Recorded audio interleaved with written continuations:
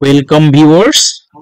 আজকে আমরা simple complex compound এর 6 নম্বর যে পার্ট রয়েছে সেই 6 নম্বর পার্টটা আমরা শিখব।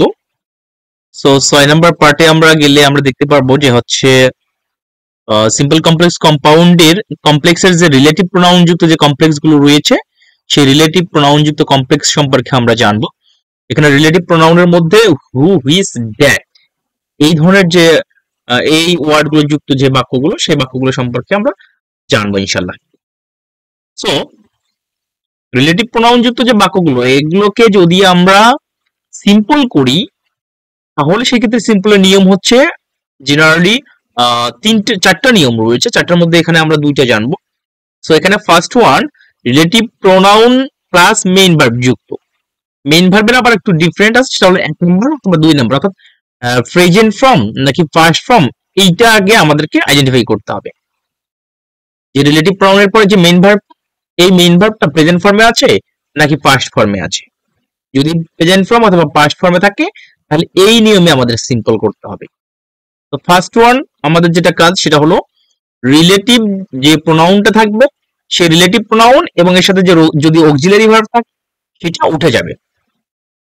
এরপরে মেইন ভার্বের সাথে আইএনজি যুক্ত হবে আর বাকি যা আছে সবগুলো অপরিবর্তিত অবস্থায় থাকবে।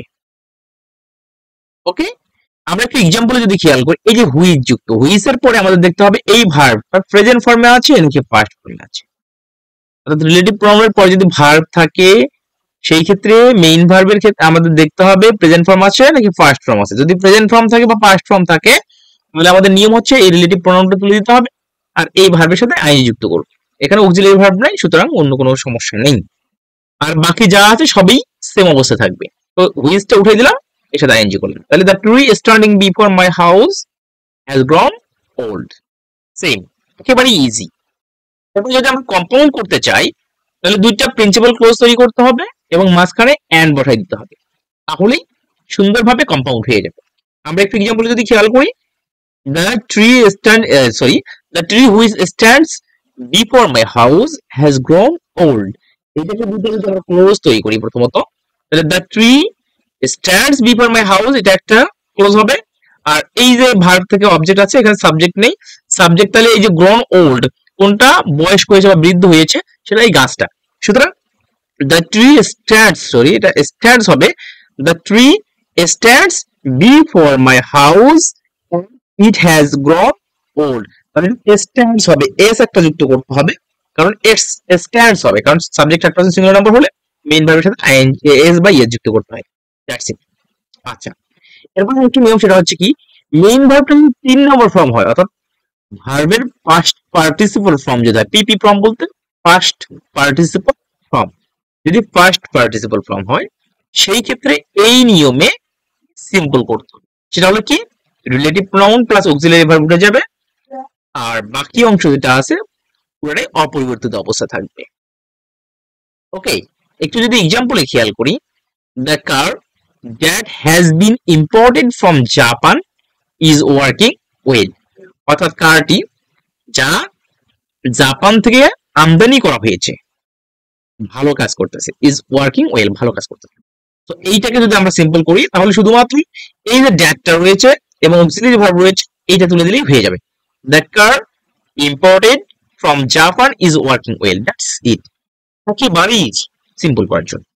এরপরে আমরা যদি এটাকে কম্পাউন্ড করি তাহলে কম্পাউন্ড করার নিয়ম কি, দুইটা প্রিন্সিপাল ক্লজ তৈরি করতে হবে এবং মাঝে এন্ড যুক্ত করে দিতে হবে। দ্যাটস ইট, তাহলে হয়ে গেল। তাহলে দুইটা যদি আমরা সিম্পল প্রিন্সিপাল ক্লজ তৈরি করি, the car has been imported from Japan এটা একটা, আর ইট ইজ ওয়ার্কিং ওয়েল এটি ভালো কাজ করতেছে এটা একটা, মাঝখানে এন্ড বসাই দিলে হয়ে গেল। তাহলে the car has been imported from Japan and it is working well, এতটুকুই। আমাদের মেইন যে বিষয়টা সেটা হলো কি, আমরা যখন সিম্পল কমপ্লেক্স থেকে সিম্পল করব তখন আমাদের ফার্স্ট খেয়াল করতে হবে যে এই রিলেটিভ প্রোনাউনের পরে আসলে ভার্ব আছে নাকি অ্যাডজেক্টিভ আছে। যদি ভার্ব থাকে তাহলে এই নিয়মে করতে হবে। আর ভার্বের ক্ষেত্রে দুইটা নিয়ম আছে, একটা হচ্ছে ভার্বের 1 নম্বর ফর্ম এবং 2 নম্বর ফর্ম, আরেকটা হলো ভার্বের 3 নম্বর ফর্ম। যদি ভার্বের 1 নম্বর ফর্ম থাকে তাহলে এক নিয়ম, বা 2 নম্বর ফর্ম থাকলে তাহলে এক নিয়ম, আর যদি 3 নম্বর ফর্ম থাকে তাহলে অন্য নিয়ম। এইটুকু খেয়াল করলেই হয়ে যাবে।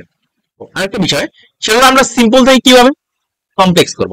তো সিম্পল থেকে আমরা যখন কমপ্লেক্স করব তখন ঠিক এইটা দেখতে হবে, এটা খেয়াল করতে হবে যে এখানে যেহেতু প্রোনাউন আইএনজি ঠিক আছে, কিন্তু সাবজেক্ট আছে এবং হচ্ছে মেইন ভার্বের সাথে আইএনজি যুক্ত আছে, তখন আমাদের খেয়াল করতে হবে পরের যে ভার্বটা আছে এটা সিম্পল প্রেজেন্ট ইনডিফিনিট টেন্স নাকি পাস্ট ইনডিফিনিট টেন্স। এটা প্রেজেন্ট থাকলে এইটা আমরা প্রেজেন্ট করব, আর পাস্ট থাকলে এটাও পাস্ট করব, তাহলেই হয়ে যাবে। আচ্ছা, আমরা যদি কমপ্লেক্স থেকে সিম্পল করতে পারি তাহলে অবশ্যই সিম্পল থেকেও কমপ্লেক্স করতে পারবো ইনশাল্লাহ। কারণ আমাদের একটু প্র্যাকটিস করতে হবে, যদি প্র্যাকটিস করি পরিপূর্ণভাবে তাহলে এটা একেবারেই ইজি হয়ে যাবে।